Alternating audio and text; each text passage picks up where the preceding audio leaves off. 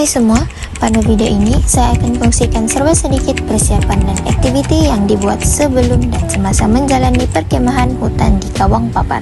Sebelum menjalani perkemahan hutan di Kawang, semua yang terlibat melakukan fitness test pada hari yang telah ditentukan. Ini bagi memastikan kesihatan tubuh badan untuk semua ahli rimbawan cukup baik dan juga untuk persediaan mental maupun fizikal. Persediaan peralatan wajib disediakan sebelum perkemahan adalah kemah dan juga mistin. Barang-barang keperluan lain yang juga wajib dibawa adalah parang, safety belt, safety helmet, dan juga Adidas kampung. Pada hari pertama, semua yang terlibat yaitu ahli rimbawan berkumpul di fakulti bagi menyerahkan borang kebenaran yang telah diberikan pada setiap ahli yang terlibat. Selepas itu, semua akan bertolak ke tapak perkemahan hutan Simpang Kawan dengan menaiki bas yang telah disediakan. Sebelum memasuki kawasan hutan, kami telah mendengar taklimat dan arahan mengenai aktiviti yang akan dijalankan sepanjang berada di dalam hutan. Bagi mendapatkan pencerahan mengenai lokasi yang akan dituju, ia telah ditunjukkan kepada kami, yaitu pandangan dari jalan raya. Untuk kerja-kerja yang akan dijalankan kemudian, kami diminta agar memuat turun aplikasi Gaia bagi telefon iPhone dan Locus Map bagi telefon Android, di mana ia sangat penting untuk melihat koordinat dan kontur di dalam peta. Setiap kumpulan juga disediakan GPS untuk memudahkan setiap ahli dalam ujian navigasi. Setibanya di sana, aktiviti pertama yang dilakukan ialah head count mengikut susunan grup. Nombor yang disebut oleh setiap ahli akan digunakan sepanjang perkemahan di Kawang. Selepas itu, semua ahli menuruni bukit untuk ke tapak perkemahan, yaitu sejauh 300 meter mendaki. Setibanya sampai di base camp, semua ahli wajib untuk membersihkan tapak perkemahan bagi mengelakkan serangga atau haiwan yang boleh memudaratkan dan juga berada dalam keadaan yang selesa.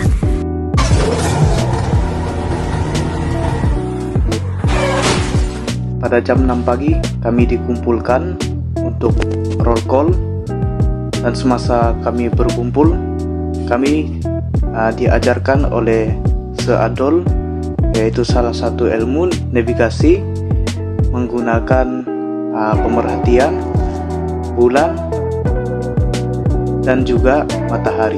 Selepas itu kami disuruh bersiap dan bersedia untuk meneruskan perjalanan kami ke Simpang Bambu pada jam 9. Kami melakukan pembagian tugas, yaitu kami mempunyai ECG perintis, navigasi, dan sweeper bagi memastikan kelancaran perjalanan kami ke destinasi kami, yaitu Simpang Bambu, dan yang terakhir ialah Camp Embun. Akhir sekali kami juga telah berjaya sampai ke Camp Embun sebelum waktu malam. Semasa waktu malam kami diberi tugas untuk menghidupkan api dan memasak kuih lilit untuk dinilai dan diberikan permarkahan. Hari ketiga, sekitar jam 6 pagi, kami memulakan sesi taklimat sebelum memulakan perjalanan ke Castle Peak. Habis saja taklimat tersebut, kami membuat persiapan diri sebelum memulakan perjalanan ke Castle Peak pada jam 9.30 pagi. Perjalanan ke Castle Peak mengambil masa sekitar 1,5 jam ke 2 jam untuk sampai ke puncak. Kami memutuskan untuk meninggalkan peralatan kami di suatu kawasan sebelum menaiki Castle Peak supaya memudahkan perjalanan kami untuk sampai ke puncak. Setelah beberapa jam kami berjalan ke Castle Peak, kami sampai di puncak dan berhenti untuk berehat selama 30 minit sebelum memulakan perjalanan kami semula untuk mengambil barang yang kami tinggalkan, seterusnya turun ke base camp.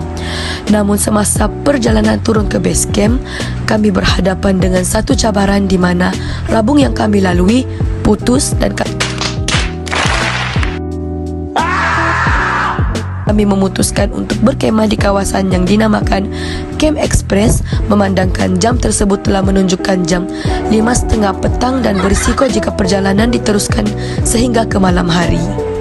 24 hours later. Pada hari keempat, ini merupakan hari terakhir kami untuk melanjutkan perjalanan.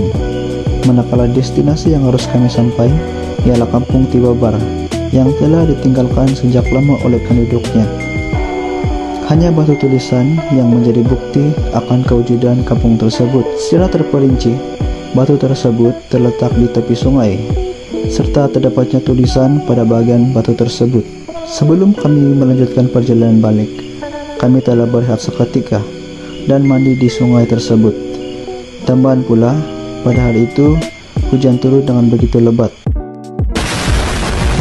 Ini sememangnya perjalanan yang sangat mencabar, memandangkan kami terpaksa mengharungi perjalanan yang sangat licin.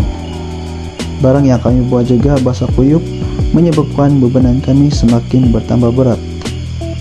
Lebih kurang 4.30 petang, kami sampai jalan raya dan menaiki bus untuk balik semula ke UMS. 2 hours later. Sesampainya kami di bus, masing-masing mengambil tempat untuk berehat, memandangkan perjalanan untuk keluar dari kawasan Kawang mengambil masa yang agak lama kerana cuaca pada waktu itu hujan dan tidak berhenti dari pagi. Masing-masing berasa puas hati dengan kejayaan mereka yang telah berjaya mengharungi cabaran-cabaran dan memperolehi ilmu baru sepanjang perkemahan 4 hari 3 malam di hutan simpan Kawang. Bukan itu sahaja, banyak pengalaman yang diperoleh daripada aktiviti-aktiviti ini sekaligus dapat mengasah lagi survival skill sebagai seorang rimbawan. Perjalanan ke UMS mengambil masa 2 jam dari kawasan tersebut dengan cuaca yang tidak baik. Sesampainya kami ke UMS, kami pun mengambil haluan masing-masing untuk terus pulang ke rumah. Perkemahan seperti ini dapat meningkatkan jati diri, keyakinan, komitmen dan semangat berpasukan untuk melaksanakan satu pekerjaan. Itu sahaja dari kami. Sekian, terima kasih. End of flashback.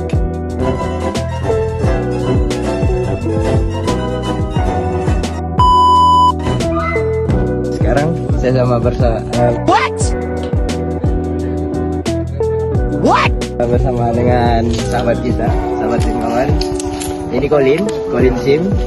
Dia akan memperkenalkan jenis-jenis kayu yang diperlukan untuk menghidupkan api di dalam hutan. Api dipersilakan Colin. Oke, dalam ilmu asas himbauan ini dalam menghidupkan api kita memerlukan jenis-jenis kayu yang tertentu lah.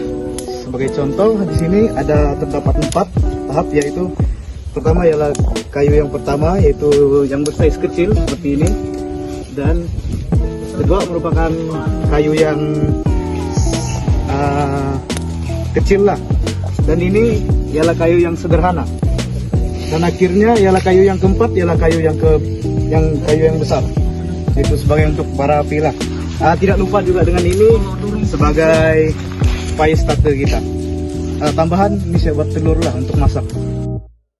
Itu saja. Sekian, terima kasih. Thank you Colin.